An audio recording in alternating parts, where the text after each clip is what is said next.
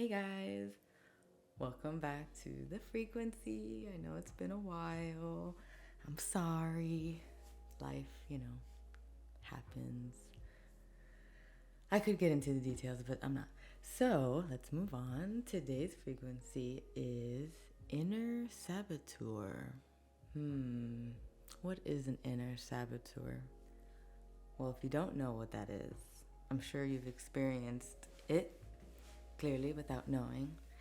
It's that inner voice in your brain that tells you you can't do something, or you should do this over doing something productive, like watching TV all day instead of cleaning the house or going to do exercise or doing your podcast. Stuff like that. But it can also be just that voice that makes you feel like you can't accomplish things or succeed in life. Or even emotionally speaking, makes you feel like you can't form friendships, makes you feel like maybe no one likes you, creates those insecurities in you.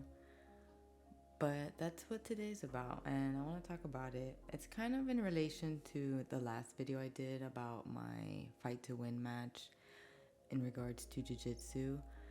I'm kind of, actually that one was great. Inner Sabateur was not even existent at that time. I felt very ready for that.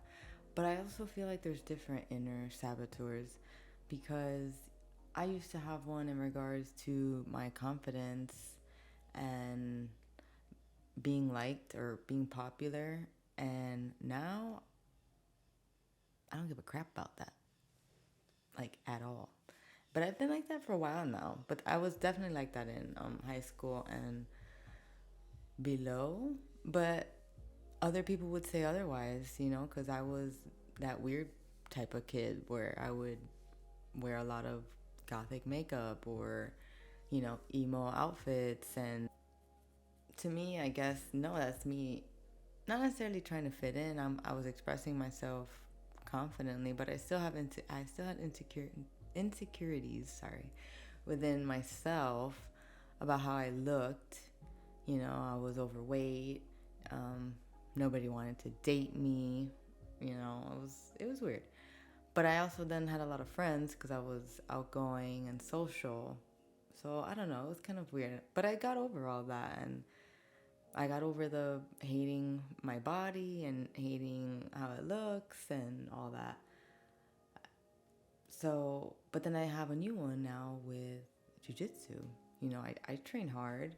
In my mind, I don't train hard, but to other people I do, and then to some other people I don't train that hard or as much as I could. So it's a really weird psychological comparison, I guess, that I don't think I should allow to affect me. I know I train hard. I know I can succeed. I know I can win these fights that I put myself in.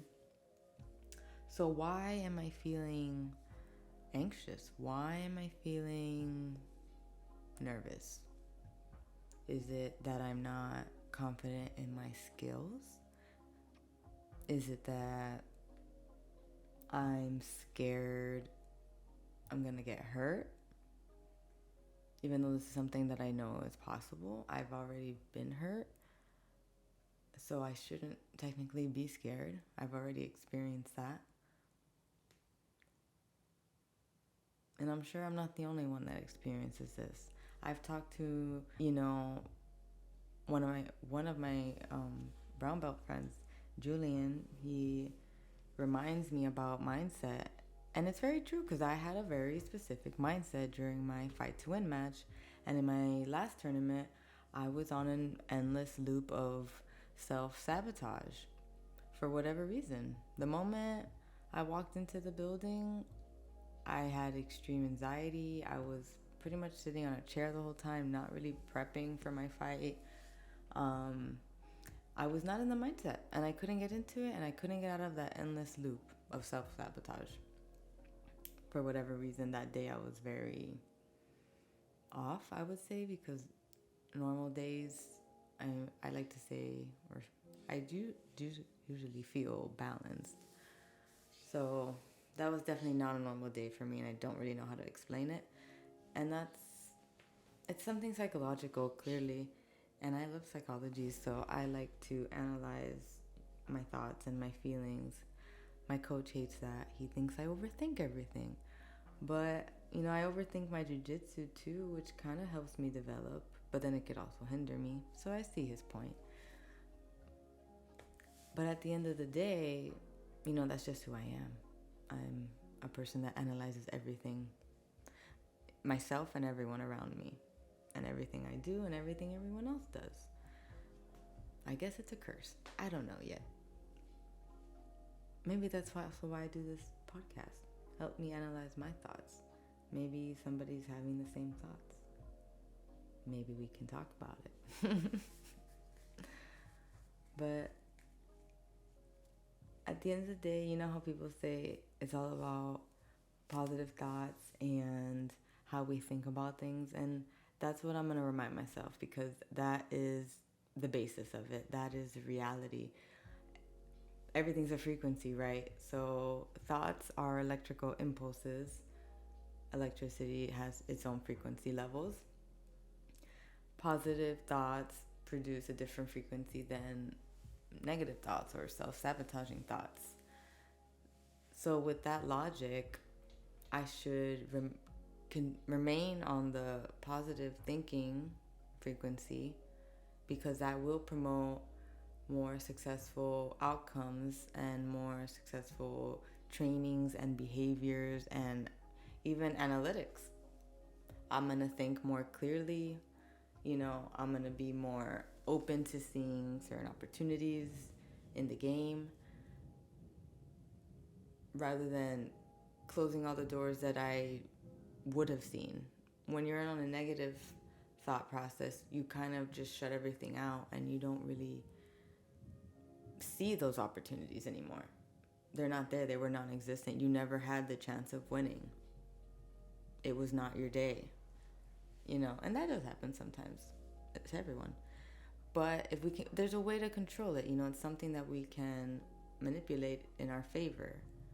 We just have to trick our brains. We have to rewire our brains. We're so used to thinking a certain way and thinking that it's normal, and it is normal, but it's reprogrammable. It was normal. Let's make it not normal anymore. It's the wrong programming, essentially. At least that's how I want to explain it. I feel like we've been programmed incorrectly for generations upon generations, and we need to change it. It's slowly changing. I can see it in some people teaching their kids differently, and I really appreciate it. And that's what's going to change the programming. That's what we got to do. And that's what you got to do about your inner saboteur. What does yours tell you? Think about it. What are the things that make you not do, I guess you could call productive things, or things that you necessarily would want to do? What stops you from succeeding? What stops you from moving forward? What causes you to completely give up? If you don't keep dreaming and you don't keep moving forward and you don't keep overcoming obstacles, then what are you doing? You're just stagnant, right? You're just in one place. You're not moving forward. You're in one spot. And then that's when you got to ask yourself, is this where you want to stay? Are you happy here? Are you going to let that random voice in your head control your life? No.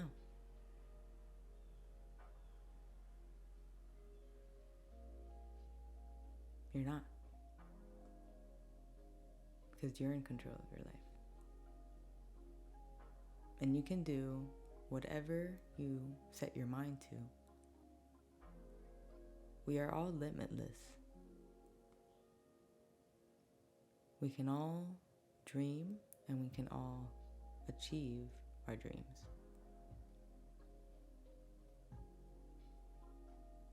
We just have to believe in ourselves. And not that damn voice in our heads.